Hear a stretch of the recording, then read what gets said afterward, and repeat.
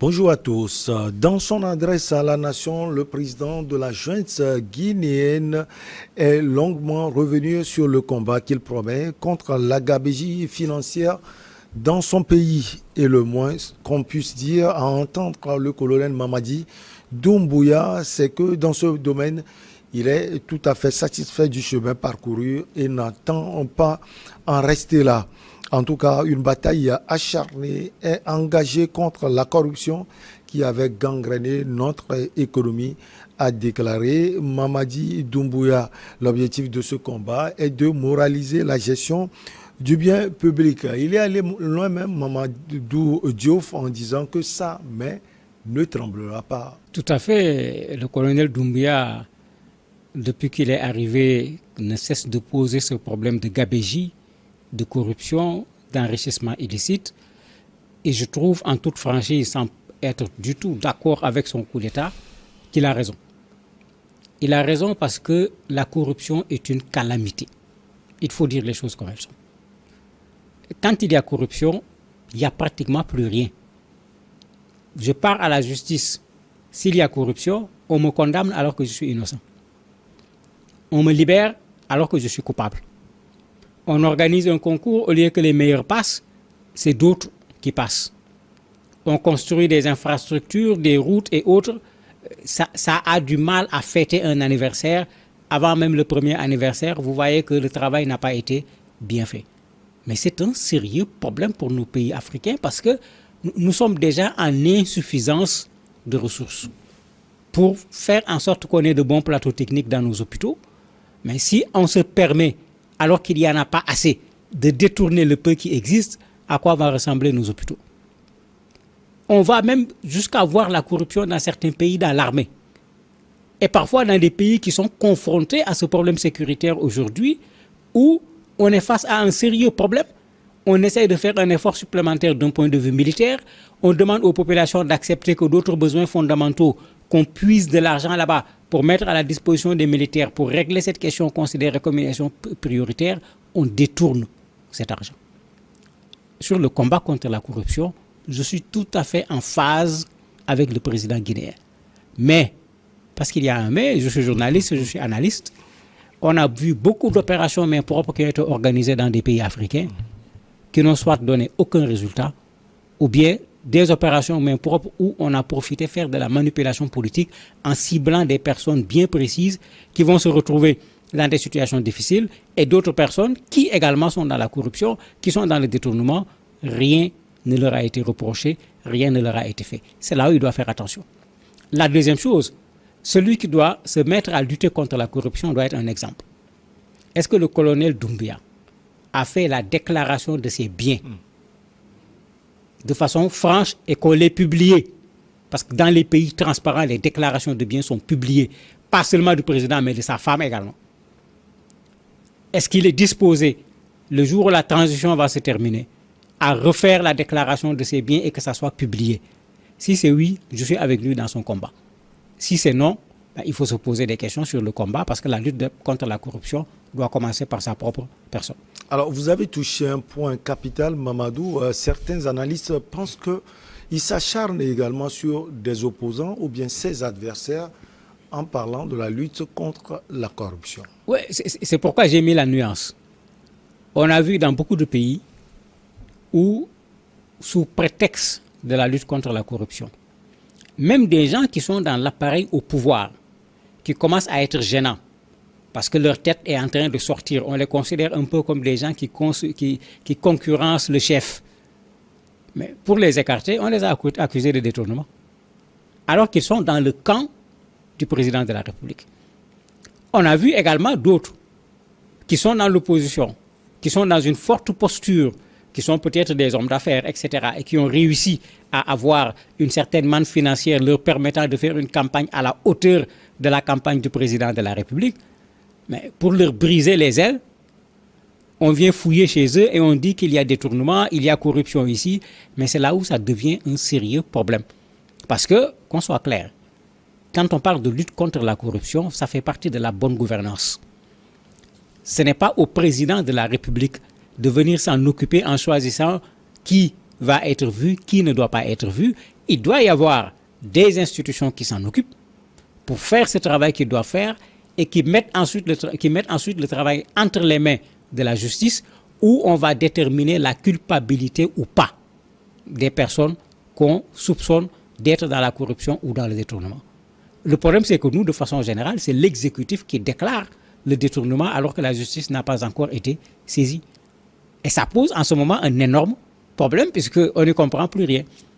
Celui qui dit qu'il a détourné de l'argent, généralement celui qu'il désigne est en même temps soit un adversaire politique à l'interne dans le même parti ou bien un adversaire politique à l'externe dans un autre parti. On se pose la question, qu'est-ce qu'on cherche? C'est le détournement ou c'est l'élimination d'un candidat qui peut être un candidat gênant? Mais c'est surtout le malheur également quand dans un pays, la justice n'a pas la crédibilité qu'il faut pour pouvoir faire un jugement et qu'à l'issue du jugement, que les populations soient d'accord que ce jugement a été fait dans les normes.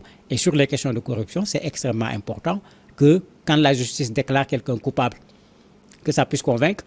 Quand la justice déclare quelqu'un innocent, que cela également puisse convaincre, puisque sinon, si au niveau de la justice même, on se demande si le verdict est un verdict juridique ou politique, il est clair que dans ce pays, les lendemains sont remplis d'obscurité. Alors, selon vous, jusqu'où ira cette lutte contre la corruption au pays de Mamadi Doumbouya, qu'on voit également les acteurs de la politique de ce pays, la société civile, manifester des voix pour dénoncer les pratiques de la justice guinéenne et de Mamadi Doumbouya?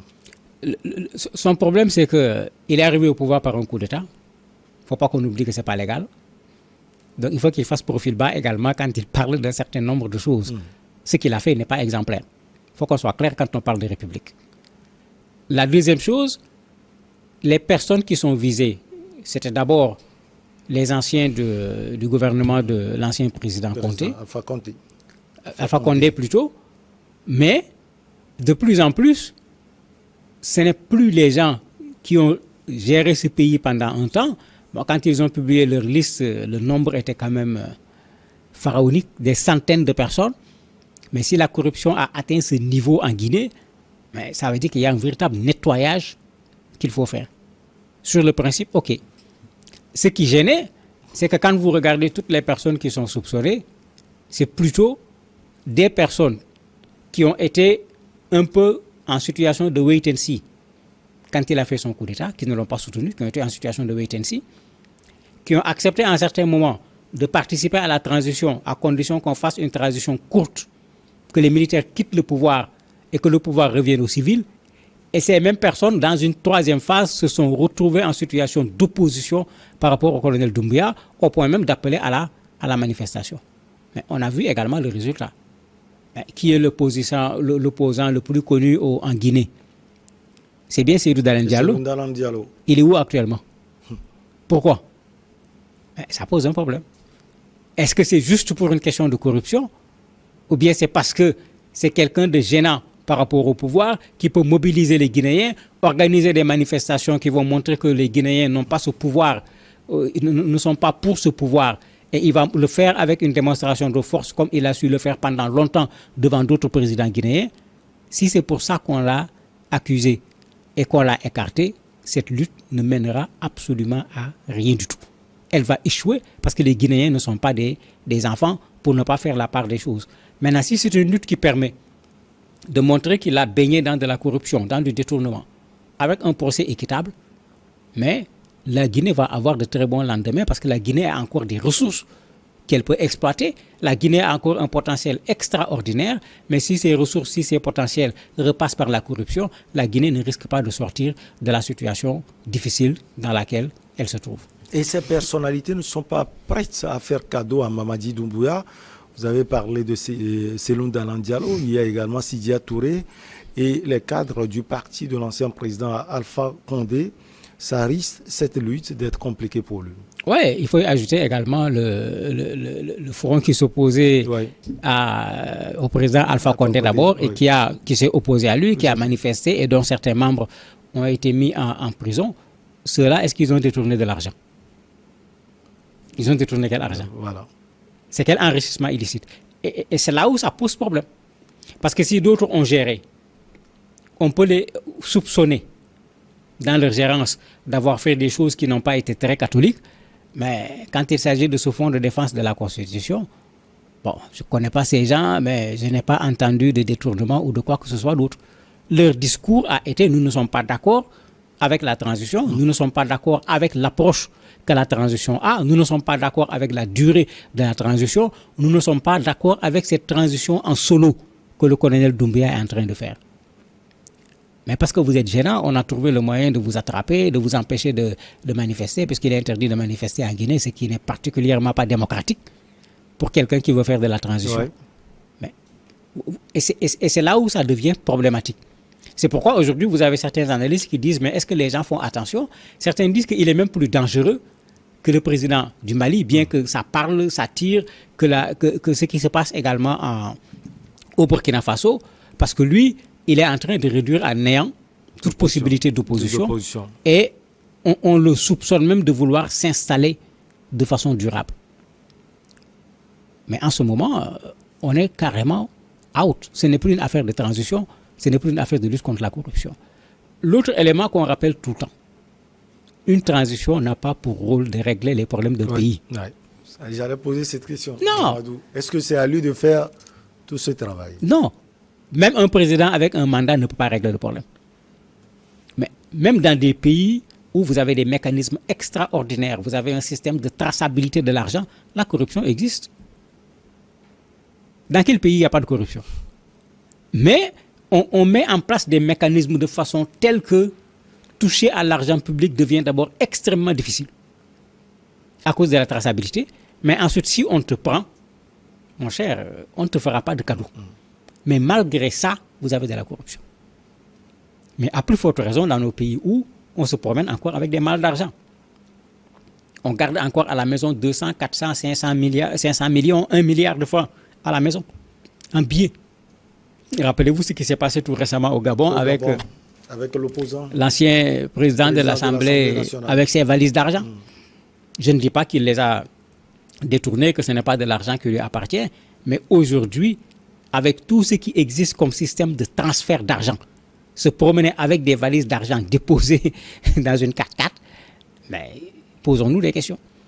Mais quand on veut lutter contre la corruption, il y a tout ce travail-là qu'il faut faire. Mais en plus, il y a un travail qu'il faut faire également au niveau des populations. Que je ne sois pas moi-même un corrupteur, que je ne sois pas moi-même corruptible, et ce travail n'est pas fait. Parce que dans nos espaces, de plus en plus, la corruption est acceptée. On va te dire que quand tu veux traverser telle frontière, tu payes 1000 francs.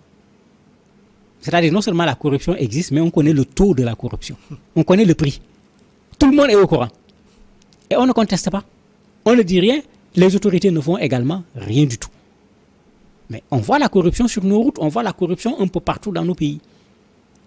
Et c'est pourquoi, si on veut résoudre le problème, c'est l'ensemble de ces problèmes-là qu'il va falloir régler. Que les gens acceptent qu'on fonctionne sur la base du mérite, que les gens acceptent que quand quelqu'un doit avoir quelque chose, il y a des règles par lesquelles il faut passer. Mais tant qu'on ne sera pas dans cette situation de normalisation, il faut des normes sur plein de choses, la corruption sera toujours là. Vous allez enlever celui-ci, l'autre viendra, il va faire autrement la corruption, mais dans le fond, la corruption va rester, alors que comme je l'ai dit au départ, c'est une calamité, et avec une calamité, on ne peut pas se développer.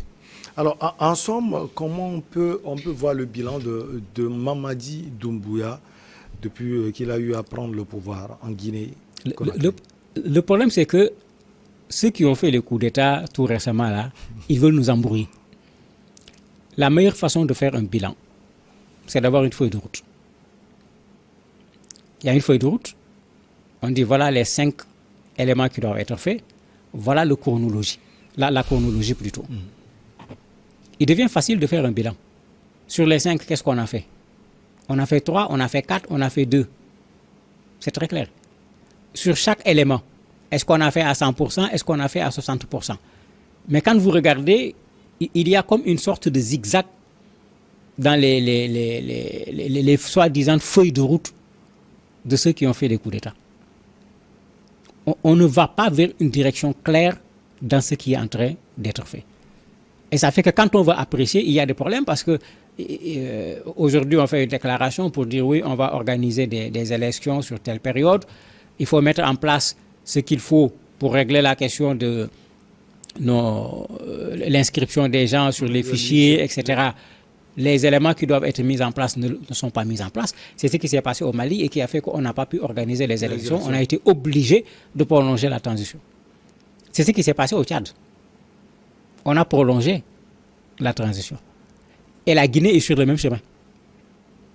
Mais ça veut dire que finalement, est-ce que ce n'est pas fait exprès de ne pas présenter quelque chose de très clair pour empêcher aux gens de pouvoir apprécier de façon claire et nette ce qui se passe et à un certain moment dire aux gens, mais attendez, nous sommes à 2 mois des élections, dans ces conditions, on ne peut pas organiser les élections comme si on ne savait pas qu'on allait être à un certain moment à 2 mois des élections. Mais si gouverner, c'est prévoir. Si ces gens ne savent pas prévoir, mais ça veut dire qu'ils ne savent pas gouverner. En ce moment, qu'ils cèdent la place à ceux qui savent gouverner. Merci beaucoup à vous, Mamadou Diouf. On va marquer la petite pause et derrière, on reçoit notre invité.